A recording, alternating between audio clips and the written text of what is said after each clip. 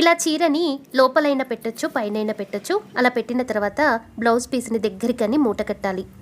ఒకే ప్లేట్లో మీరు అక్కడ అర్చన చేయించుకుంటారు కదా, అర్చనకి కావలసినవి పూలదండ, కొబ్బరికాయ,